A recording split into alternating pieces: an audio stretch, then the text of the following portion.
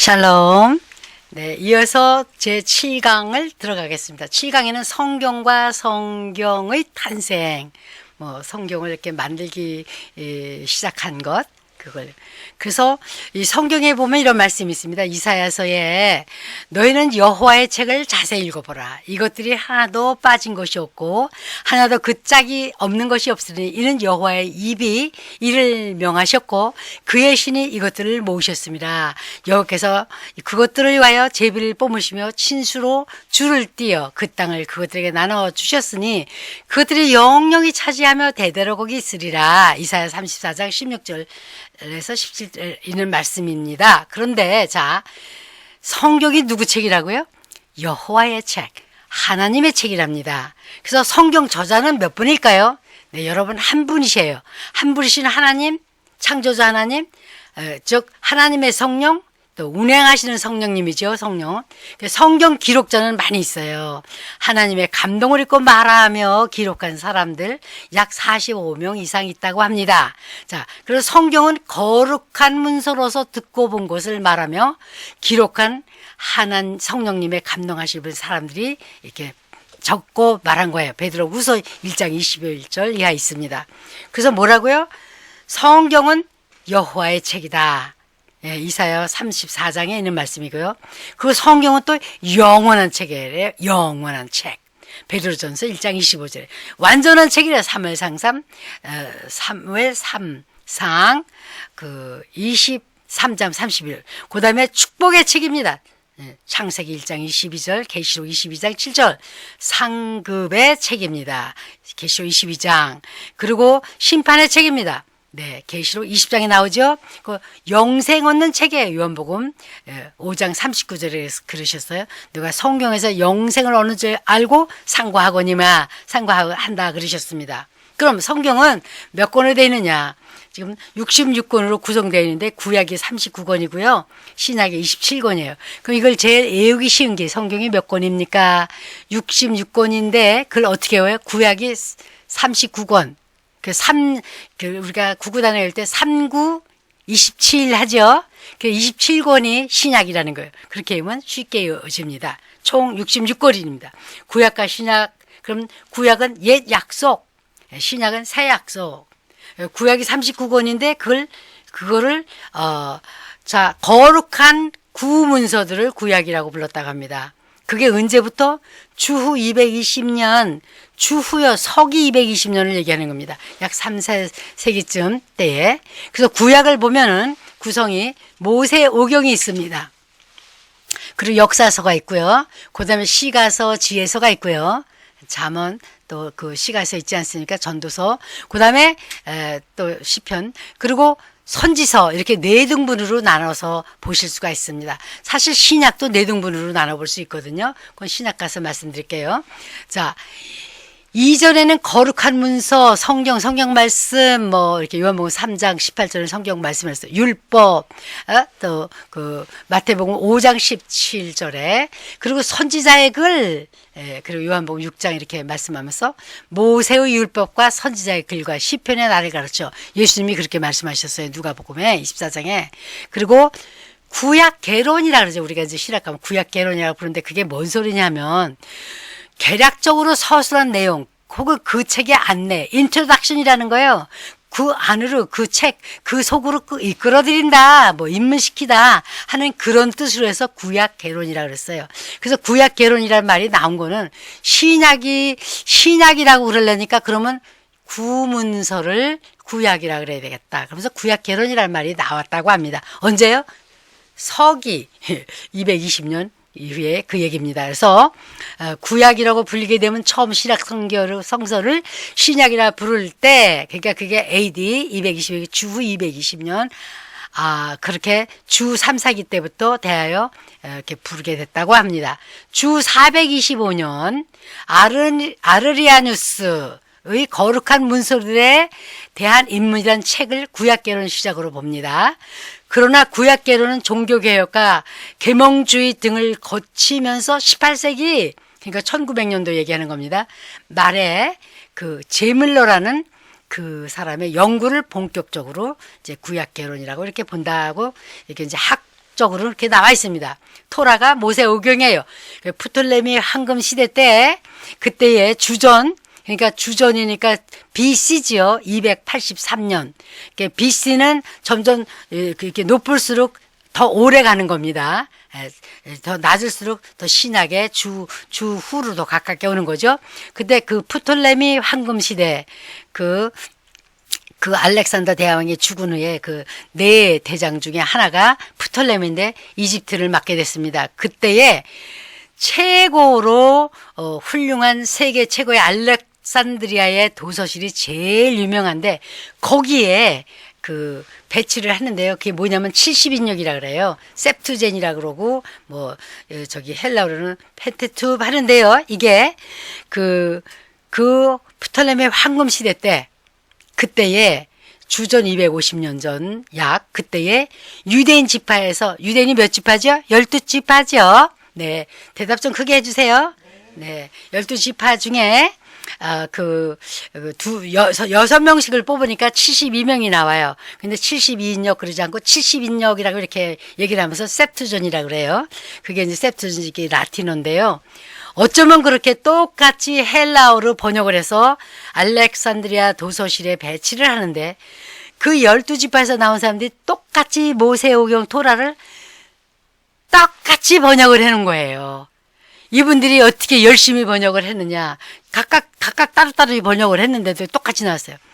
왜 이스라엘 사람들, 유대인들이 그 디아스포라 해가지고 바벨론, 루스, 또 뭐 이집트, 또 여러 말 이렇게 흐트러졌지 않습니까?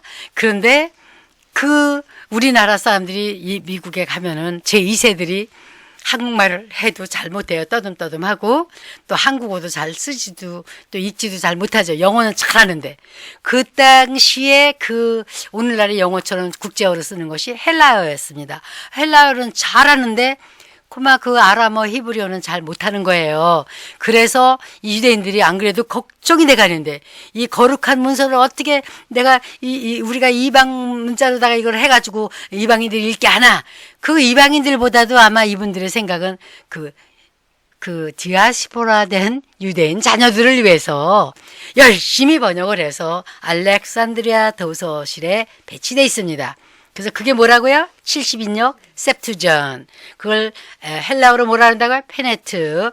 성경 자료는 마소라 본문, 사마리아 어경, 사해 어경, 번역서들 뭐 이렇게 그러니까 우리가 읽는 이 성경들이 다 원본이 아니고 사본이고 또 한국어로도 번역이 돼 있어요.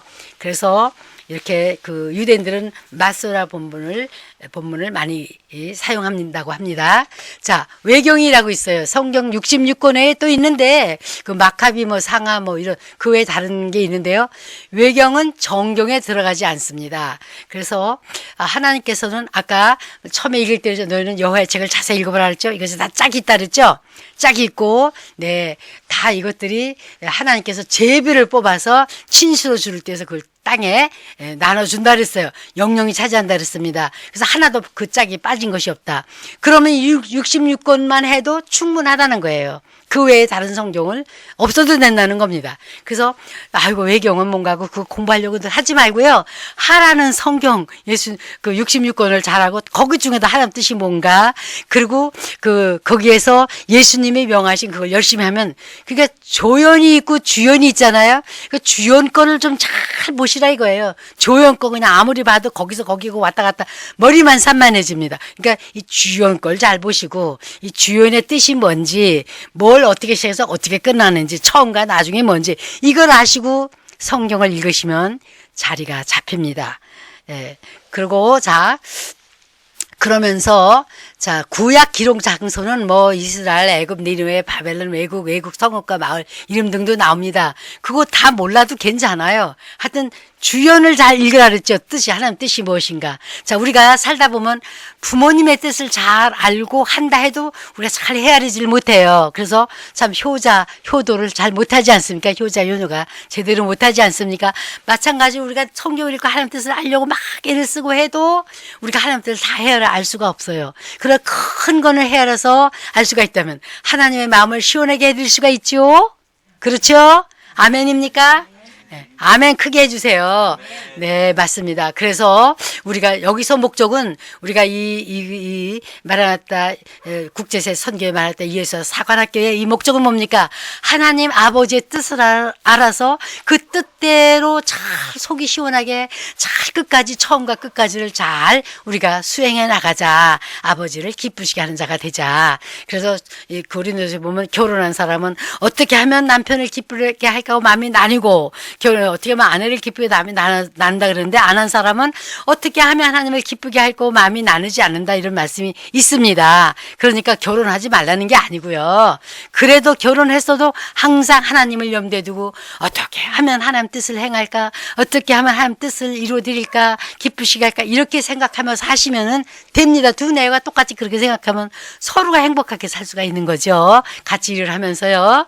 자, 그래서 그 기록장서는 그렇고 또 큰 주제는 하나님이 천지 창조하셨고 천사가 타락하고 사람이 창조되고 악령이 생겼고 또 유일신이 하나님은 유일신은 어떻고 희생제도는 어떻고 피제사 지내고 그러는 거잖아요. 믿음은 뭐고 하나님의 구속과 오실 그리스도 예수님의 구속은 뭐고 이스라엘의 선택과 이방 민족은 뭐고 공의 인의 영원한 심판이 뭔지 이런 주제들이 여러 가지로 그 외에도 이렇게 다루고 있죠. 크게 나눠서 이렇게 말씀드렸습니다. 그래 구약 인용 구약이 필요할까요? 네, 필요합니다. 예수님도 구약을 인용하면서 성경 예언을 해석하셨습니다. 그러면 제자들도 역시 구약 성경을 인용하면서 성경 예언을 해석했어요. 그 구약은 구의 약속이니까 필요 없어가 아니라 창세기부터 계시까지 우리는 다 필요한 거예요.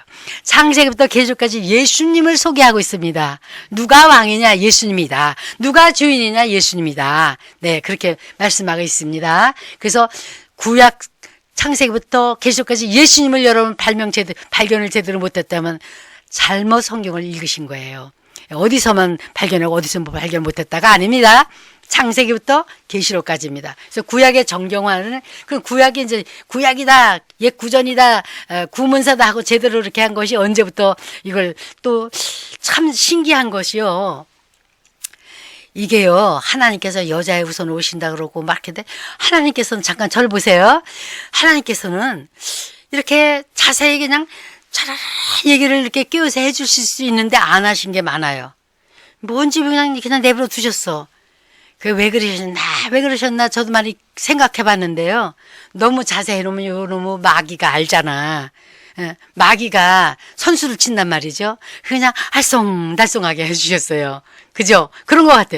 그 사람도 또 깨를 내가지고, 요러면 된다 해서, 진심은 아니고, 막, 그거만 사람 이러면 된다 그랬잖아. 이렇게 그럴까봐, 그냥 잘 모르게 이렇게 그냥 두신 거예요. 그런데, 구원받는 법은 똑바로 예수님을 통해서 피제사를 통해서 받는 건 정확하게 가르쳐 주셨어요. 그래서 얼마나 정확하면 3-4번을 이제 다음에 요거 조직신학 다 한 다음에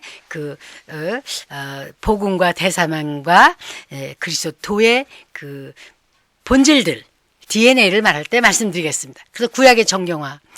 그게 이제 가서 창세기 쓴 지가 언젠데 에스라의 율법을 통해서 성경 활동 때 구약이 정경화가 성립됐어요. 에스라, 네, 그분을 통해서 하나님께서 역사하셨어요. 아람어를 히브리어 대신 공용어로 썼고요. 그래서 구약이 보통 아람어로 이렇게 써있다 그러잖아요. 히브리어 아람어. 그리고 유대주의 구약 히브리 종교를 대신하는 것으로 발전했습니다. 그렇게 되면서 주전 583년 BC 1차 포로 기화하는데 바벨론 그쪽에서 왔을 때 42,000명이 왔다라고. 그리고 또 BC 520년 와서 건축을 새로 하다가 중단하고 515년에 BC 515년 스룹바벨에 의해서 제2성전이 세워졌던 겁니다. 그리고 이제 그 제2성전도 막 그냥 이렇게 그냥 좀 그렇게 돼가지고 약 100년 정도, 그죠? 그래가지고 주전 BC 444년에 느헤미야가 성적 개변을 하면서 이제 다시 이렇게 좀 벽도 쌓고 하면서 에스라를 통해서 율법 정경화를 하면서 율법 재건이 됐다. 이렇게 이제 보통 신학에서 이렇게 배웁니다. 그래서 이런 거 사실 몰라도 그러면 천국 갈까요? 네, 몰라도 천국 가요. 그러나 이렇게 또 하나님을 믿는 사람 요런 정도는 알고 더더군다나 지도자가 된다면 요 정도는 알고 아 그런가 보다 하고 또 누굴 가르칠 때 훈련할 때도 그래서 제가 자세하게 이렇게 좀 대충대충 하면서도 자세하게 한 거는 여러분이 다른 분을 가르칠 때도 또 이렇게 있어야 가르치지 않겠습니까? 그래서 주후 90년대에 그러니까 주후 서기 90년대 유대인 성경 학자들을 통해서 현재 모세오경, 역사서, 시가지에서 선지서들을 정경이라고 했답니다. 유대인들이. 예? 그래서 이거를 정경으로 그들은 이거를 읽고 기도하고 이렇게 하지 않습니까? 네, 그렇습니다. 구약은 이제 이런 정도 하고 신약은 27권이라 했죠. 3구 하면 뭐라고요? 27. 그렇게 3구는 39권인데 구약이고 27권은 신약이라는 거예요. 그 외에 또 있는데 외경들인데 그건 정경으로 치지 않고 하나님께서 제비를 사람들이 뽑았지만 하나님이 뽑게고 사람들이 이거는 정경으로 하자 어쩌고 의견을 했었지만 그건 하나님이 그렇게 만드신 거예요. 그래서 하나도 짝이 없는 것이 없다. 예? 다 이렇게 있다. 여호와의 책이라 그러시면서 그러면서 그게 어디 있다고요? 이사야서 몇 장에 있어요? 34장에 있다 그랬죠? 이사야 34장 거기 내 드린 그 34, 16절, 17절에 있습니다. 다 짝이 있어요. 아유, 하나님의 말씀이 모순되네. 모순되지 않습니다. 아직 짝을 못 찾으셔서 그렇지. 그리고 창세부터 계시록까지 한번 읽어보세요. 이해가 되든 안 되든 그냥 무조건 읽으세요. 그래서 그 수준에 맞게, 믿음에 맞게 깨달음을 주셔요. 이건 하나님의 말씀은 영의 말씀이기 때문에 그냥 되는 게 아니고 또 두 번째 또 읽으면 또 그때 수준이 좀 더 1학년에서 아마 4학년, 5학년 됐다면 그 수준에 맞게 또 깨달음 주셔요. 그리고 자꾸 읽으면 그렇게 주시는데 그것도 많이 읽고 깨닫고 토시 하나 안 틀린다고 해서 깨닫는 건 아니거든요. 성령님께서 이 영적인 말씀이기 때문에 성령님께서 그 감동을 주셔가지고 그걸 깨닫게 하셔야만이 저와 여러분이 깨달을 수가 있는 거예요. 그래서 제가 지금 나이가 74인데 제가 19살 땐가 봐요. 20살 땐가 모르겠어요. 그때에 어떤 목사님이 그냥 성경을 토시도 하나 안 하고 그냥 60권 다 외워요. 세상에. 와, 기가 막혀요. 그거 무슨 성경 구절 하면 그거 어디 딱딱딱 맞춰요. 몇 장 몇 절까지 그냥. 그런데 그렇게 우리가 못 외워도 괜찮아요. 그게 못 외워도 천국 갑니다. 또 그거를 막 또 뺏겨 쓰잖아요. 뺏겨 써도 잘하시는 겁니다. 그런데 그렇게 안 뺏기셔도 천국은 갈 수 있어요. 그렇게 적당히 좀 뺏겨 쓰시고 적당히 좀 외우시고 하라는 전도 복음 전도 하셔서 하라는 복음 전도 하셔가지고 하라는 교회 설립하세요. 예수님의 이름으로 축복합니다. 아멘. 네, 하나님의 나라가 복음을 전해야만이 그 사람에게 임했을 때 하나님 나라가 임하지 않습니까? 그래서 하라는 그거 먼저 그걸 더 위주로 하시기 바랍니다. 자, 신약 복음서 그것도 넷으로 크게 나눌 수 있는데 복음서 사복음서 있죠. 교회 역사 그죠? 사도행전. 그 다음에 서신서, 로마서부터, 유다서까, 어디까지죠? 유다서까지인가요? 거기까지는 서신서예요. 어떻게 신앙생활을 해야 된다. 복음서를 믿고 예수님이 하나님의 아들이고 이렇게 하셨구나. 그래서 그러면 어떻게 하지? 교회 역사 있잖아요. 사도행전에 이렇게 했구나. 그대로 하시면 돼요. 그러면서 서신서를 보고 요렇게 사시면 됩니다. 그러면서 요한계시록 앞으로 오실 예수님을 다시 오시는 예수님을 기다리면서 오셨을 때 들림 받거나 오셨을 때 정말 그 천국으로 들어가는 저와 여러분이 되시기를 예수님의 이름으로 축복합니다. 네, 기록 목적이 있습니다. 기록 목적은요. 예수께서 그리스도이심을 믿게 하려고 기록하셨다 그랬어요. 요한복음 20장에. 그리고 하나님의 사람으로 온전하게 되며 성경을 기록한 목적이 뭐라고요? 구약 신약 기록한 목적이요? 하나님의 사람, 그것도 마귀 사람이 아니고요. 하나님의 사람으로 온전하게 하며 그 세 가지가 있어요. 온전하게 하며 모든 선한 일을 행할 능력을 갖추게 하려 합니다. 그래서 할렐루야. 누가? 하나님의 사람. 저와 여러분 하나님의 자녀들이 그죠? 어떻게 하라고요? 하나님의 자녀들이 온전해야 되잖아요. 그죠?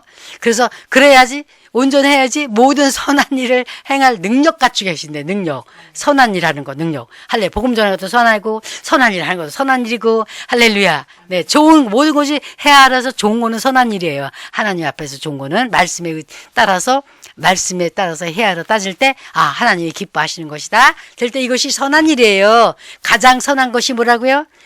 하나님이신데 하나님의 그 복음을 전하는 것이 가장 선한 일을 하시는 겁니다. 그래서 우리가 어떻게 해야지 하나님을 할까요? 그랬잖아요. 제자들이. 그 예수님 대답이 보내신 자 믿는 거. 그러니까 나를 믿게 하는 게 하나님이라는 거요. 이 말씀이에요. 요한복음 6장에 나옵니다. 그래서 우리가 가장 선한 일이 그거예요.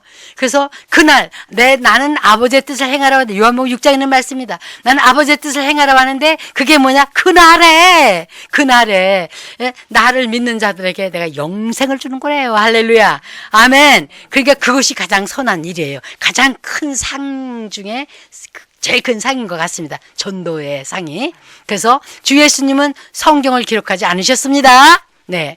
그러나 구두 전승시기를 지나고서 기록되기 시작했는데 주후 70년 이전이나 70년 이후에 설이 있어요. 어느 때 이렇게 이게 기록이 됐거나 그거 우리 걱정할 필요 없죠. 자세하게 주후 몇 년에 몇 월 며칠에 이거 몰라도 괜찮아요. 할렐루야.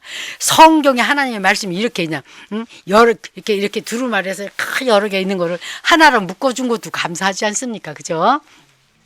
그리고 하나님의 말씀이 하나님이 주관하시기 때문에 얘들이 그 땅에 대대로 거한다 그랬잖아요. 아까 그저 이사야 34장에 그랬죠. 16, 17에 이게 하나님이 진수로 하나님이 짝이 없는 것이서 하나님이 그걸 그들이 나서 대대로 땅에 거한다 그러셨어요. 그죠? 그래서 우리가 이걸 갖고 있는 거예요. 세상에 제일 많이 팔리는 책이 뭐예요?